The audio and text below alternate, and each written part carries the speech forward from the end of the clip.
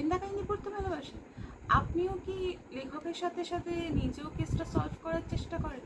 এবং অনেক সময় সেই মানে যেটা আপনি সন্দেহ করেন, যাকে সন্দেহ করেন এবং যে কারণে সন্দেহ করেন সেগুলো লেখাটা শেষে মিলে যায়। তবে অবশ্যই আমি আপনাকে চ্যালেঞ্জ জানাচ্ছি এই বইটি পড়ে দেখার। প্লিজ দেখুন পড়ে শর্বরী সেনগুপ্তর প্রথম কাহিনী, সিদ্ধার্থ পালের লেখা ফার্স্ট চক্র।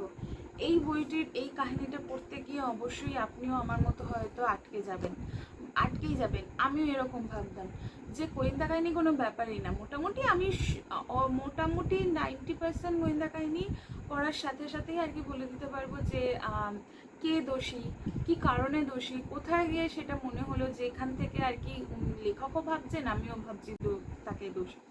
এই বইটা পড়তে গিয়ে আমি জাস্ট আমার এই যে প্রচ্ছন্ন গর্ববোধ সেটাকে আর কি লেখক ছিনিমিনি খেললেন সেটাকে নিয়ে।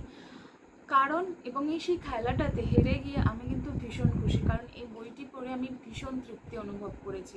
আমি সিদ্ধার্থ পালের লেখা এর আগে কোনোদিনও পড়িনি। এই বইটি যে আমি খুব ভেবেচিন্তে কিনেছি সেরকম মনে না। দোকানে গিয়ে জাস্ট প্রচ্ছদটা মানে দেখলাম এবং হাতে নিয়ে দেখলাম এটা গোয়েন্দা বই, ভাবলাম দেখি পড়ে কেমন লিখেছেন এই বইটি। যদি ভালো লাগে তাহলে যদি এর পরে কোনো ঘটনা বা শর্বরী সেনগুপ্তর যে দ্বিতীয় কাহিনী বা এরকম কোনো কাহিনী যদি থাকে সেগুলো তাহলে কালেক্ট করব। তো এই বইটি একটা ট্রায়াল হিসেবে কিনলাম যে ওনার লেখা কীরকম সেটা পড়ে দেখার জন্য। শর্বরী ভীষণ ব্যর্থ একজন গোয়েন্দা, মানে সে প্রথমেই সফল হয়ে যায়নি বা তার গোয়েন্দাগিরিতে খুব বাধা যে আসেনি তাও না, প্রচুর বাধা এসছে, কিন্তু বহুবার হেরেছে, বেশিরভাগ সময়ই সে ব্যাকফুটে ছিল। কিন্তু তার মধ্যে একটা জিনিস সবচেয়ে আমার ভালো লেগেছে, সেটা হচ্ছে তার জেদ, অদম্য জেদ। জিতি হারি আমি এর শেষ দেখে ছাড়বো, এই জেদটাও আমার শর্বরীর খুব ভালো লেগেছে। শর্বরী হচ্ছে একজন নেশায় এবং পেশায় দু তরফেই গোয়েন্দা। সে গোয়েন্দা হতে চেয়েছিল এবং গোয়েন্দা হয়েছে, কিন্তু তার নিজস্ব কোনো এজেন্সি নেই। সে একটি অন্যজনের এজেন্সিতে কাজ করে, যার আন্ডারে কাজ করে বা সেই এজেন্সির আন্ডারে কাজ করে। সেই এজেন্সি খুব ছুটকো চাটকা আর কি কেস নেয়, যেমন কারোর এক্সট্রা ম্যারিটাল অ্যাফেয়ার্স আছে কিনা, কারোর বাড়িতে ছোটোখাটো চুরি ফুরি হয়েছে, সেই সমস্ত জিনিসগুলো। সেরকমই তাদের কাছে একজন ক্লায়েন্ট আছে যে আর কি বলে যে তার সদ্য স্ত্রী মারা গেছে এবং স্ত্রী মারা যাওয়ার পর থেকে সে দেখছে যে সে সকালে অফিস বেরিয়ে যায়, ইন্স্যুরেন্স কোম্পানিতে কাজ করে, এবং যখন সন্ধ্যের দিকে ফেরে দেখে যে তার জিনিসপত্রগুলো যেন ওলট পালট করে রাখা।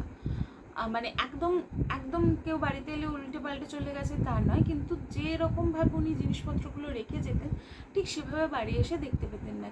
মনে হচ্ছে যেন তার সাথে আরও কেউ থাকছে, বা উনি চলে যাওয়ার পর কেউ একজন এসে বাড়ি ঘরদোরটা উল্টে পাল্টে দেখছে বা কিছু খুঁজছে। তো এর কোনো বেস না থাকায়, এই সন্দেহের কোনো বেস না থাকায় সে পুলিশ স্টেশনও এই আর কি কোনো রিপোর্ট লেখায়নি। তো তখন উনি এদের সাথে যোগাযোগ করেন এবং গোয়েন্দা এজেন্সি ভাবে যে এটা কোনো ব্যাপারই না, ছোটো একটা কেস সলভ হয়ে যাবে, ওটা ওনারই মনের ভুল।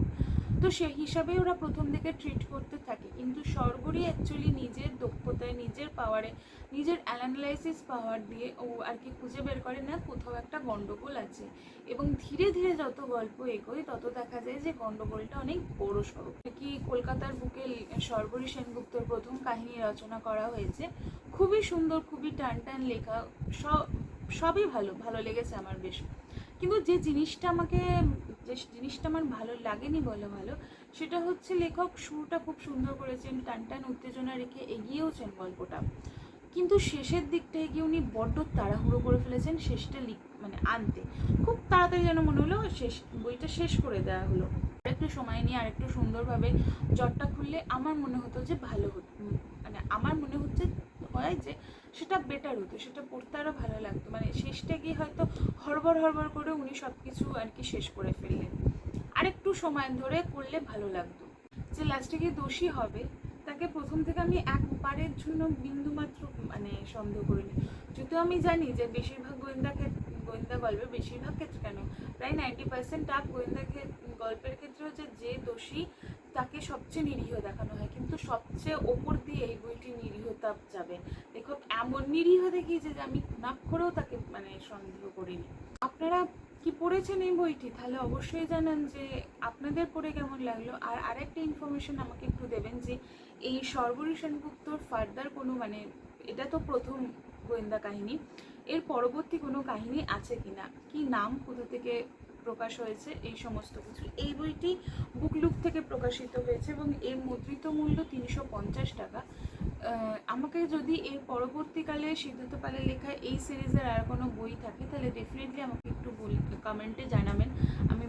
আমি বইগুলো পড়তে ভীষণই ইচ্ছুক। আর যদি না লেখা থাকে তাহলে মানে বেরিয়ে থাকে, তাই লেখককে বলবো খুব শীঘ্রই নিয়ে চলে আসুন। আপনার একজন পাঠিকা বেড়ে গেছে এই সিরিজের।